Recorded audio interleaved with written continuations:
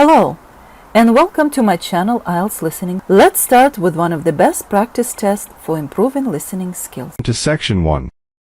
You will hear a woman phoning the local council about an abandoned vehicle. First, you have some time to look at questions 1 to 6.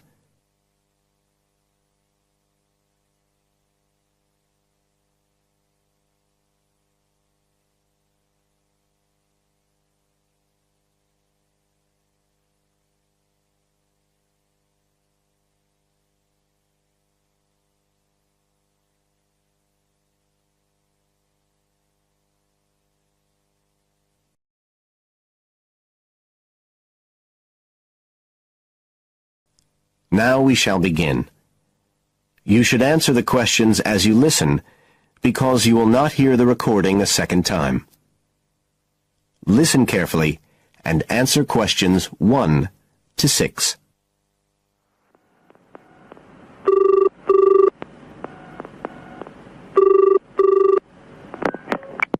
Environmental Health Department, Paul speaking. Oh, hello. I wanted to report a vehicle that's been left parked near where I live. I think it's been abandoned. I wondered if the council could arrange to get it towed away. Have I got through to the right department? Yes, you have. If I could just take a few details. Your name, please? Mrs. Shepherd.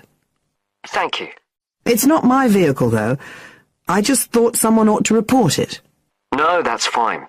What I need to do is take some details first, then we can decide what to do about the problem. Oh, I see. So the next thing I need to know is your address. Right, it's 41 Lower Green Street, Yes? Barrowdale. And the postcode's WH4 5JP. Fine. And if I could just ask for a telephone number. It's 01778 552387. I'm out quite a lot, but you can just leave a message on the answer phone if you need to. Or I could give you my mobile number. That's all right, don't worry. Now, could you tell me a little more about this vehicle? You say it's been abandoned. Well, it certainly looks like it. Can you give me an idea of where it is? Yes, it's near the main road that goes through Barrowdale. Is that the A69? Yes, that's right. Now, there's a primary school just towards the end of the village, and then next to that, next to the children's playground, there's a field, and it's in there. Oh. I wonder how it got in there. Well, there's a gate to allow farm machinery in and out. I thought something ought to be done about it. The children from the school might start playing in the vehicle and lock themselves in or something. Yes. You are quite right to report it. And what type of vehicle are we talking about here? It's a van, actually. You know, the sort with just a couple of little windows at the back. Right. You don't happen to know the make and model, do you? Oh, yes. I went and had a look and got all the details. I thought you might need them. I'm surprised the school hasn't contacted you about it. Anyway, I wrote the details down. Right. It's a Catala, and the model's a Flyer 2000. Is that Flyer? That's right. Very good. And the colour? Well, it's not all that easy to see because it's absolutely filthy. And actually, it looks as if it's had a paint job at some stage. It's blue, but you can just see white underneath where it's been scratched. Right. Well, I'll just make a note of the present colour, and if you could just tell me the vehicle number. Did you make a note of that? Oh, yes. It's S322GEC. Okay. Before you hear the rest of the conversation, you have some time to look at questions 7 to 10.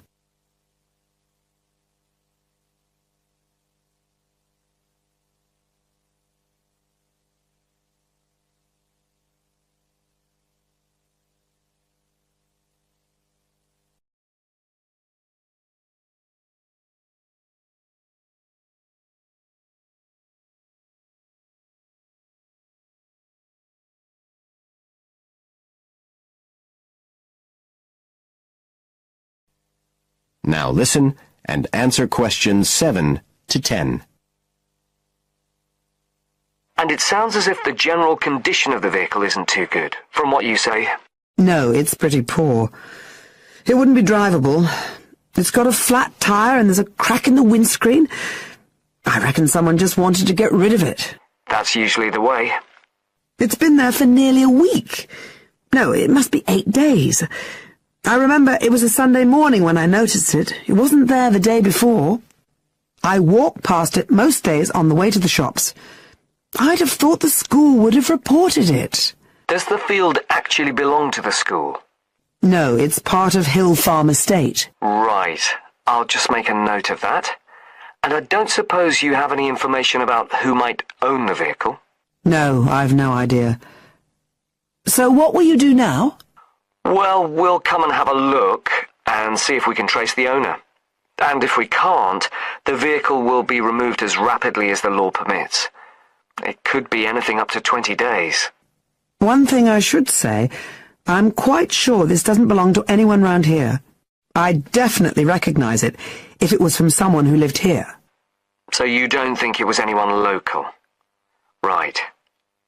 I'd say at a guess we're looking at a stolen vehicle here. I did wonder if it might have been. You hear such a lot about car thieves nowadays. Well, we certainly will be looking into that possibility. Anyway, thank you for contacting us, Mrs. Shefford, and we'll keep you informed of what happens. Right. Thank you very much. Goodbye. Goodbye. That is the end of Section 1. You now have half a minute to check your answers.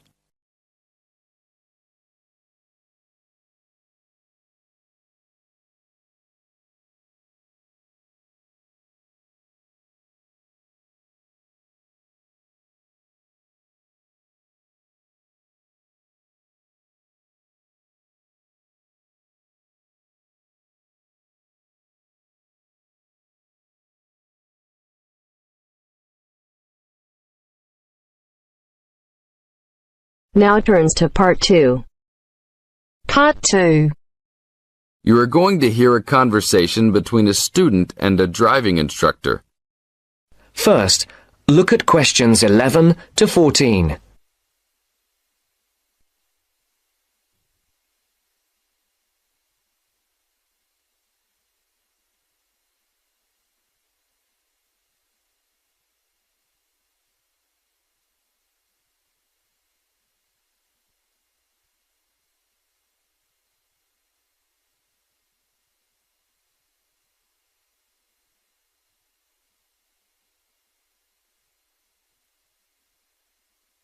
Listen carefully. And answer questions 11 to 14. Hello, I'm going to be your driving instructor today. Are you ready to begin? Hi, hope you don't mind. It's my first time driving a car. Of course not. That's my job. I teach people like you how to become a safe and responsible driver. So let's begin. Remember, the most important rule of driving: safety first. There are some steps to follow. First, you should put on your seatbelt. You should always remember to do that. In case of an accident or emergency, having a seatbelt on is of utmost importance. Okay, I have my seatbelt on. Now what should I do? Start the car. Good. Now make sure that the steering wheel is in the proper position and that your seat is not too far or not too close to the pedals. I'm all ready to go. Should I shift into first gear? Don't forget to put the parking brake down. You don't want to drive with that up. Oh yeah, I almost forgot.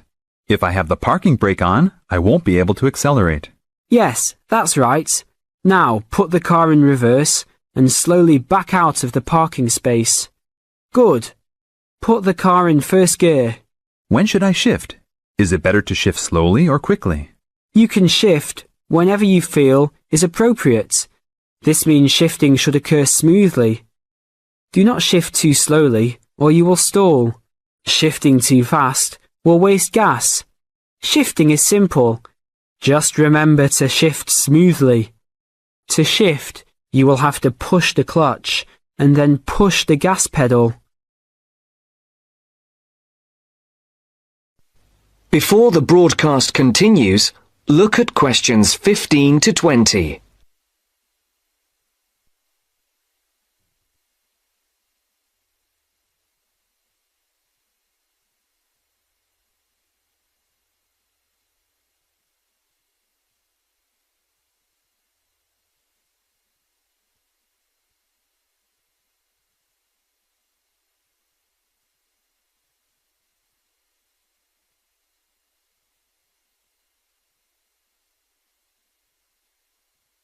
You will now listen to the second part of the talk. And answer questions 15 to 20.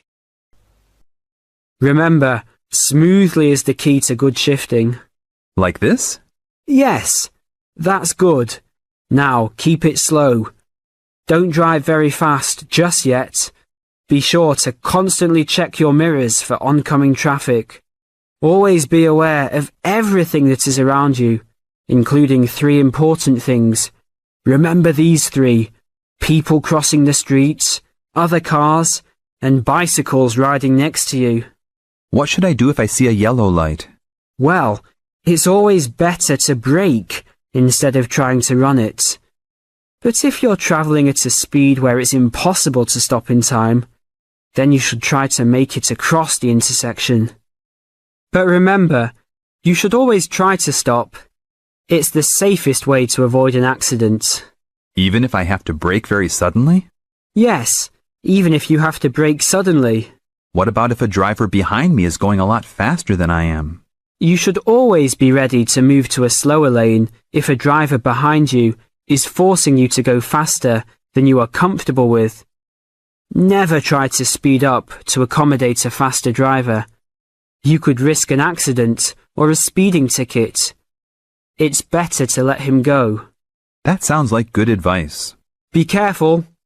There is a sharp turn up ahead. Remember to brake before turns. Otherwise, you might flip over if your speed is too high going into a turn. Got it. I know that I should always try to observe all traffic safety. That's right. If safety is not your first priority, it will make driving very dangerous for you and other drivers on the road. Okay, park the car here. You did a great job today for your first day. I'll see you in 3 days. Thanks so much.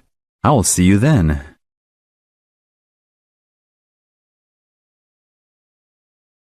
That is the end of part 2. You now have half a minute to check your answers.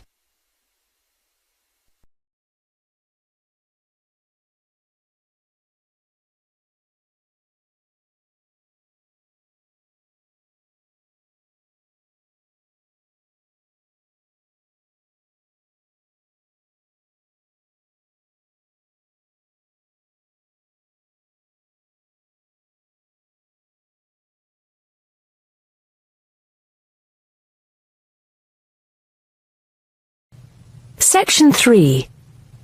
You'll hear a tutor and a student discussing transport. First, you have some time to look at questions 21 to 25.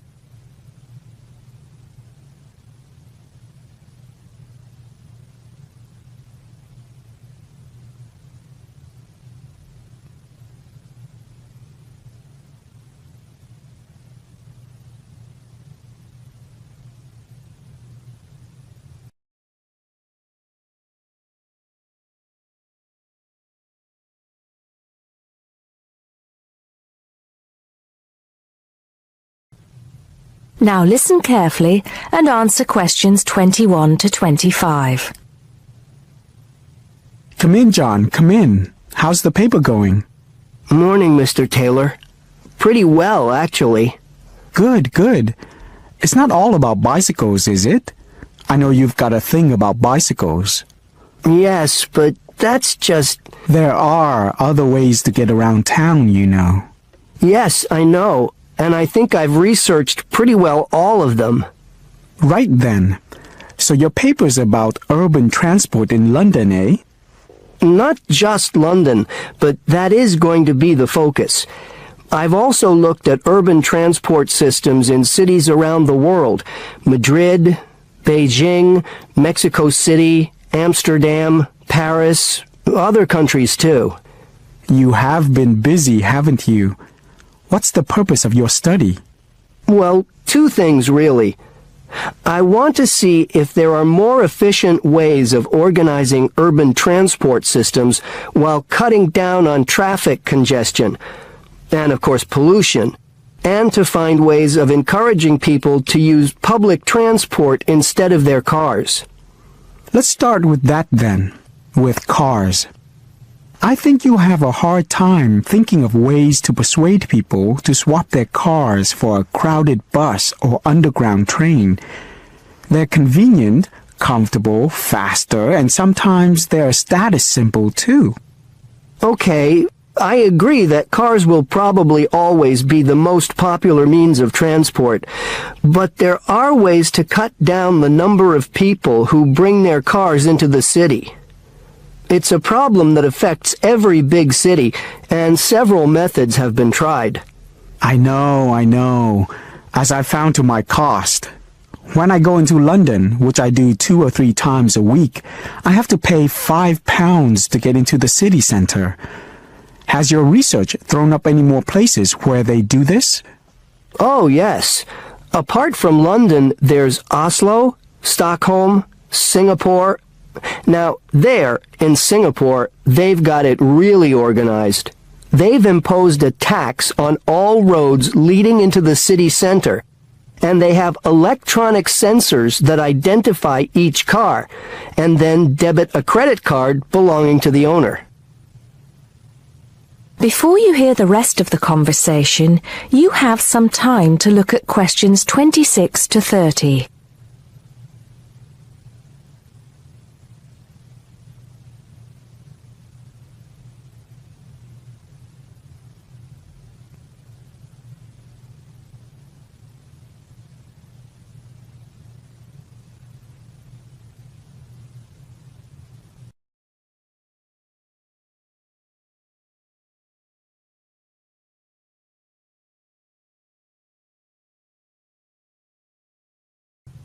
Now listen and answer questions 26 to 30.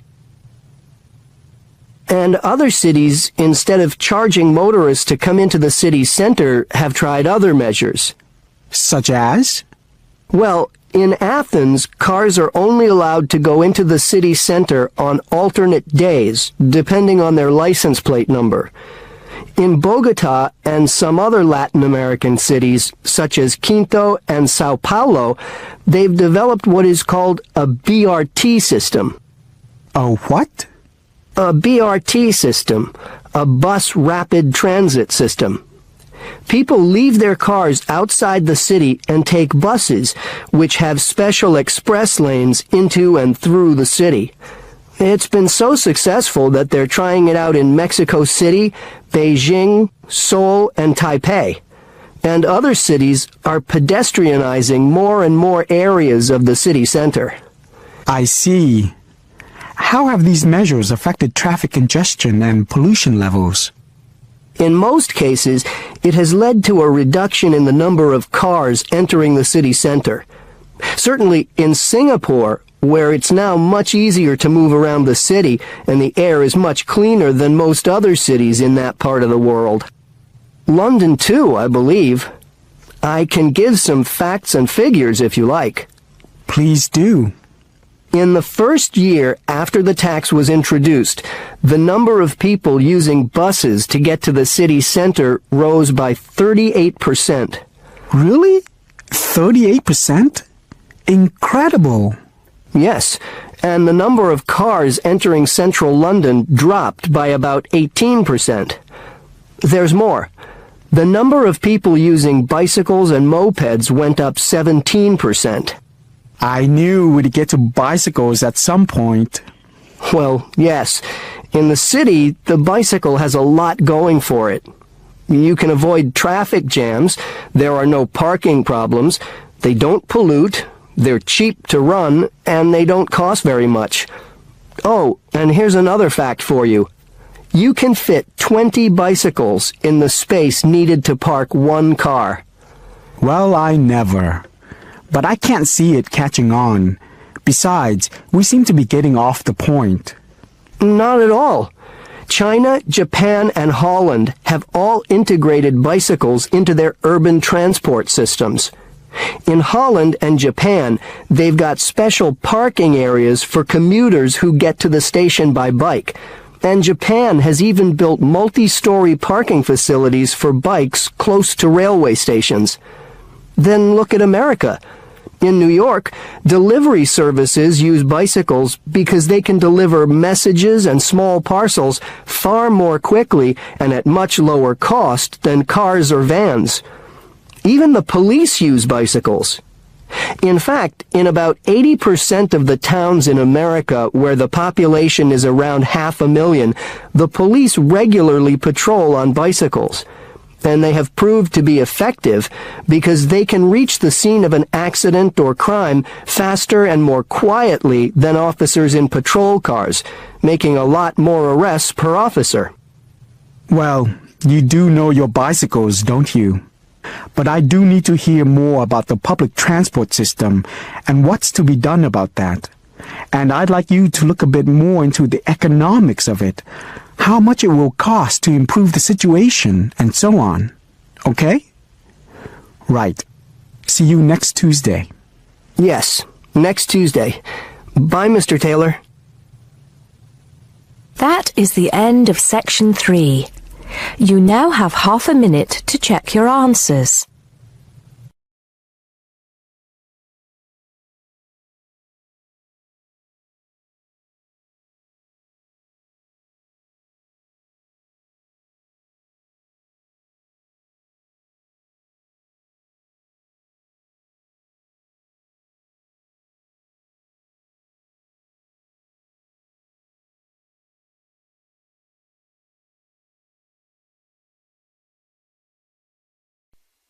Now turns to Part 4. Part 4. You will hear part of a lecture on cities of the future. You now have 30 seconds to read questions 31 to 37.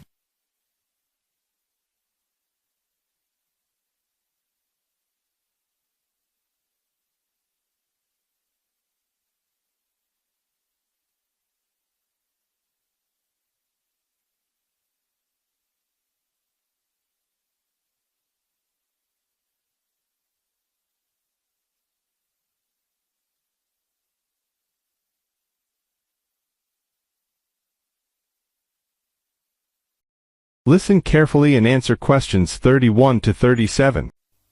Okay, we've been looking at how societies will develop in the future and at the increase in the size of cities. So I want to talk to you today about the key considerations in these cities of the future. There are 3 key elements I want to look at, and these are the new features they will have, issues of size, and the main problems to be considered. First of all, individual transportation will be a big factor in these new megacities as public transport becomes unmanageable. There'll be a huge rise in the use of segways, which are personal transporters like motorized scooters. As a result, and partly also to reduce pollution, roads will be altered so that they are narrower and will take up less of a city's space than they do currently. Naturally, this is a major change to the infrastructure, and something that may hinder it is the huge amount of investment it will require.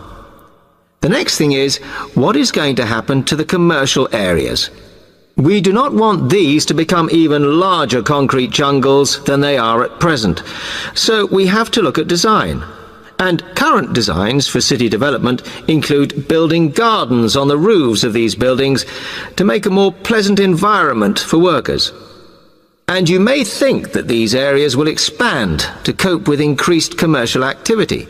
In fact, the prediction is that they will cover 1/5 of the area that they do at present as we build upwards. The exception to this is shopping centres, which we predict will expand with more and more temperature-controlled malls.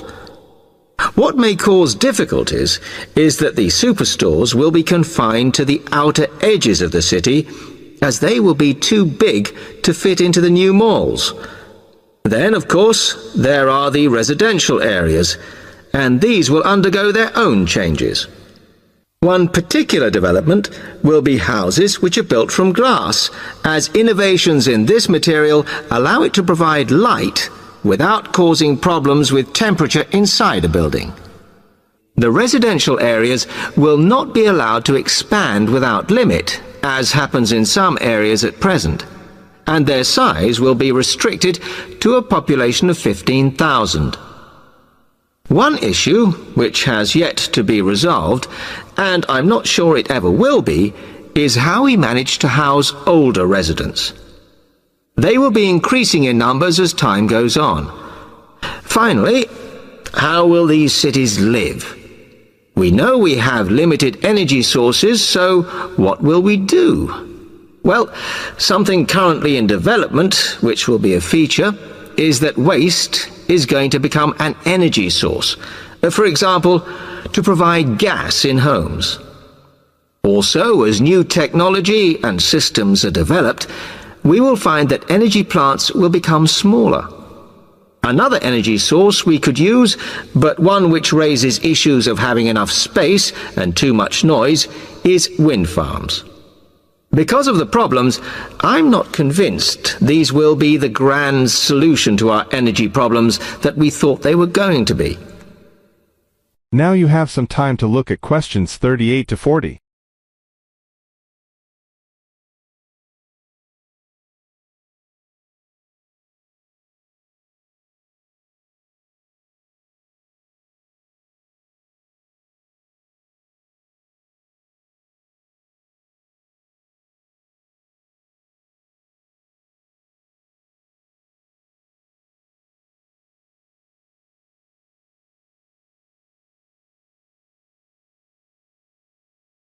Now listen carefully and answer questions 38 to 40.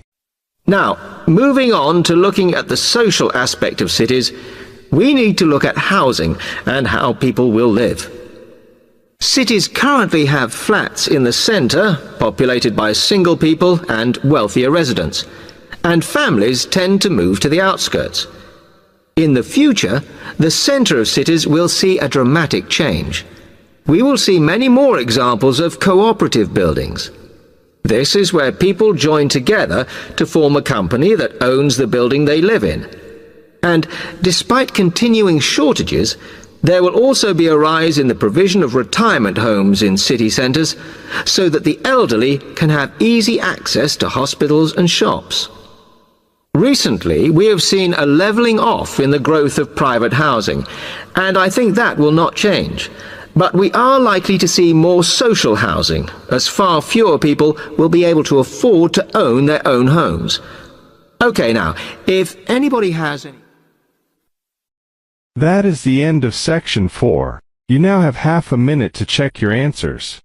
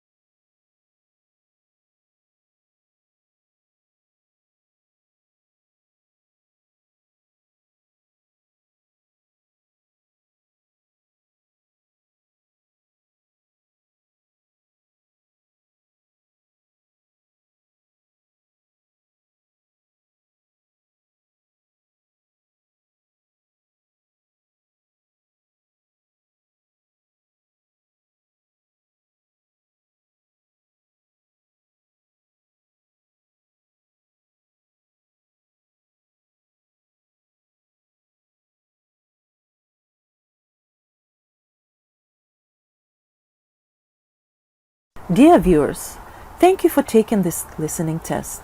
Please let me know about your score in the comments section below. Keep on practicing. It's the only way to be successful. We are planning to upload more IELTS helpful videos. Please subscribe to our channel, IELTS Listening. Thank you.